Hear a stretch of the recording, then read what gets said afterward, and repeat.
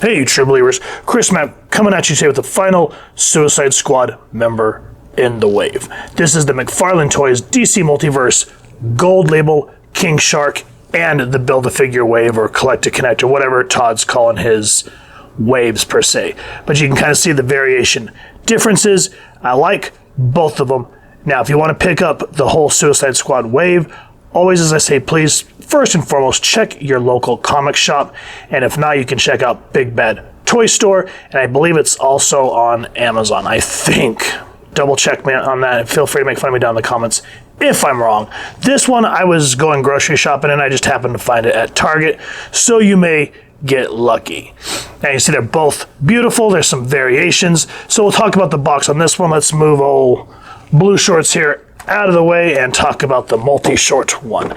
So you see the gold label there, King Shark Suicide Squad there on the top. I love that they have the Suicide Squad logo there. I hate that they put UPCs on the box, and I'm really reluctant to take that off. Come around to the side, King Shark Multiverse on the back. We get the trading card, and as I always say, I would love to see something different. Now, granted, this Nanaue is a lot different than his comic counterpart, so it makes sense to use the movie portion there. Also, the figures from the wave, I'll get a close-up so you can check that out at your convenience. Come back around this side.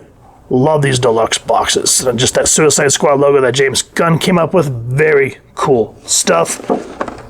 Nothing on the bottom except for the PLU if you need that. Now, with that said, are both of these figures cool or not? Are they a waste of your time? Let's get them out and get a closer look at them. Now here's both King Sharks out of the packaging, posed. As you can see, if you get either or, you are going to be a happy camper. There are a few minor changes that they did with the gold label version. By having both, I'm a happy little camper. In terms of the figure, because it's essentially the same figure plus a few additions, are going to drive me up the wall. But now that we've had a moment to see both of them set up like this, let's get them off the spinner and get a closer look at them. King Shark was created by Carl Kessel and Tom Grummett. His first cameo appearance was Superboy number 0 from October of 1994, and his first full appearance was Superboy number 9. Nanaue is a humanoid shark. His father is the King Shark, the king of all sharks. He came to his mother Kaika in a dream and told her that she would bear him a son and call him Nanaue. He was responsible for a number of missing persons several years before Superboy arrived in Hawaii.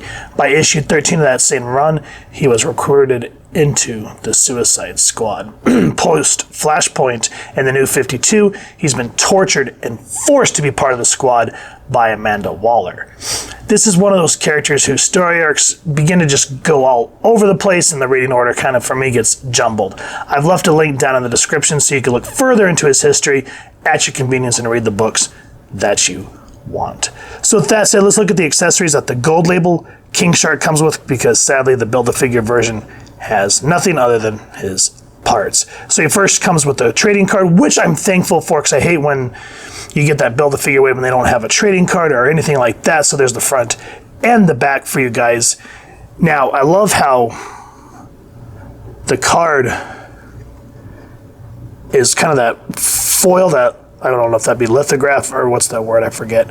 But it's nice and shiny. And what's cool about it, and this is new, it comes with a stand, which is just completely random. Gold looking, neat, love the little designs on it. But you just take your nice shiny card and look at that. Fits right in, easy peasy, lemon squeezy. So that's cool. I mean, it's kind of a corny little, what do you call it, thing to add, but still, I'm thankful to have it. It just adds a little bit of fun to having, you know, the gold label version. It just adds something different. Now, what I also appreciate about this figure is the fact that he comes with body limbs, so you can, these fit relatively well in both of their mouths, believe it or not, so you can kind of just get that yum yum yum. Reminds me of my toddler because he chews on everything. Oop. Now the leg has a little bit of weight to it. You got to play a little bit with the leg. The arm, not so much, but yeah, the leg's kind of one of those things you got to play with, and boom, and hope for the best like that. So those are some really cool accessories. You can tell that it's the camo from the movie, and I like that Todd at least got some blood and bone in there. It's kind of like, ew, nasty. I kind of wish that they would have made the bone white, but I'm sure since these are released in the regular toy outlet stores that they had to kind of tone it down to a degree. So it's sort of like either commit to the bit or don't. Come on, man. But yeah, having these, that was another thing that really pushed me over the edge to get this one. That, and then I saw the trading cards. So there are ups and downs to just having the BAF and the gold version, as why we're going over both of them. Now, talking about the paint apps, we'll start with the Build-A-Figure version. The one thing about King Shark, through the years that I've read him, I'm used to him always being very buff and swole. Like, do you even lift, bro?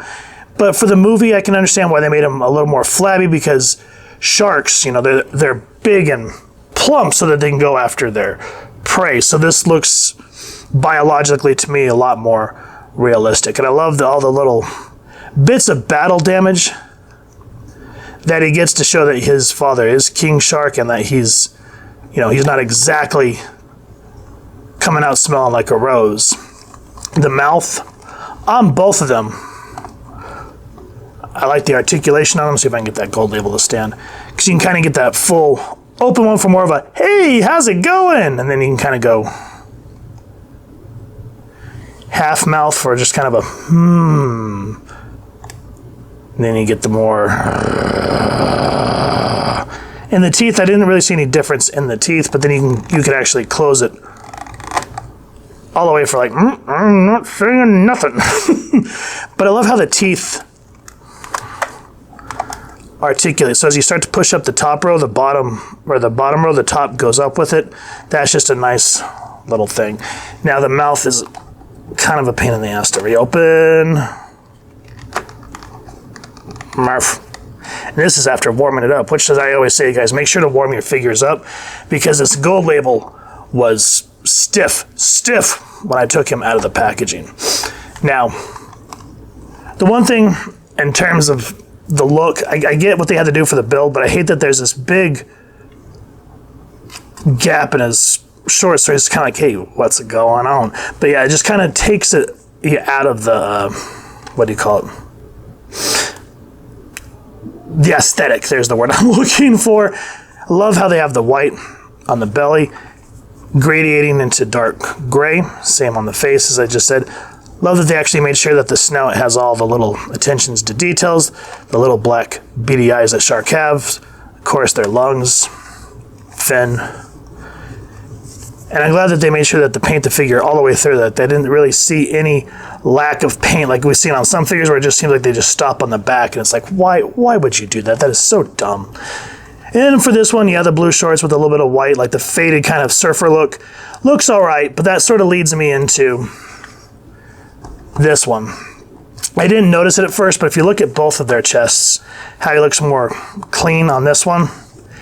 He has more kind of this dirty battle damage all around his chest, which looks really cool. Neckline, same thing. The plaid, I don't know. He has beat shorts either way, so just your preference at that point. And then it kind of goes down to, do you want more of a dirty looking King Shark like this one? Because I mean, he basically, other than the battle damage there, because he even has the cut on the belly on the other one, but the shorts and then kind of the more dirty dry brush, that's sort of a personal preference, because there's nothing different about the legs. Has the same look, feet, back has the same look, fin has the same design. So it comes down to just what you guys want. Now for articulation, oh, and another thing real quick, because I like that, well, he kind of has the same gap. But I did notice that the blue short one, sorry, I'm just thinking about this. I don't know, let me know, but I feel like he looks a little bit skinnier too. He looks a little more plump. So again, it goes back to personal preference on what you want on your King Shark. I'm enjoying both of them, and I'm glad that I went ahead and just got both. So it's sort of me, but then, you know, I'm an action figure junkie, so it is what it is. In terms of the articulation, the head, they both do the same thing. And then because he connects here, moves at the chest and that here, and you can kind of get him to twist at the solar plexus, I call it. I'm not sure of the technical term there. He's gonna fall. Oh well. He does the same thing. There's some resistance, so you have to be careful so you don't break it. Elbows do go about 90 degrees. Hands spin. They go up. And they go down. As I just said, you can twist the waist, which is good. Legs can only do about that much. And what drives me nuts is if you really hike up the shorts, you can see that there's a leg joint, but his legs don't really bend. I've warmed that sucker up. I've put him in hot water. I'm thinking to finally try to get that to move. I may put him on a hair dryer because I've tried everything I can think of to try to get these joints here to move. No, not on either of them. So, I try this one. Same concept, just super freaking tight. He has a little bit of a thigh cut. Foot can go up. Foot can go down. And the toe pivot. So with the bigger figures, you're going to expect a little more resistance because they're bigger. They have to build them a little bit bulkier. It's a little frustrating, but you got to kind of give them a slack because they really did make some nice looking figures here. And they both have their quirks that we can like, but sadly on the articulation, both of them are the same pain in the ass. Now here's King Shark's next to their wave mates. Here's Harley Quinn. She came with the legs and the waist. Bloodsport came with the chest and the back. Polka Dot Man came with the head and the torso. And Peacemaker here came with the arms. Now, whether you get the gold label version or just use the Build-A-Figure wave, once you get this team together, they look absolutely astounding together. I did pick up the maskless version of Peacemaker. We'll go over that eventually. And that one doesn't look too bad. I did think about getting the maskless version of Bloodsport, but he didn't look too much like, Idris Elba. So I was like, nah. This one, I don't know. Maybe it's because I like the Peacemaker character. It is what it is. Let me know which ones that you guys prefer. Now, in terms of this wave, I know it's not everyone's cup of tea. I'm biased because I love the Suicide Squad comics, and I love the characters therein, and just the ultra violence, especially what James Gunn threw into the movie, just made it so much fun. So if you want to do a diorama, whichever versions of these characters you get are going to look great together. We'd love to see what y'all come up with, whether in a diorama or for action figure photography. Let us know what you can do. We'd love to just see your talent over on our social media pages. Personally, I'm happy to have both versions of King Shark in my collection. I'd love to get the, from the Mattel line, the swole looking King Shark. That's the one that I'm used to from the books. But what I liked about the movie is the fact that he looks more natural, where sharks aren't ripped and buff. They're more flabby and massive so they can attack in the water. And that's exactly what you get with both these figures.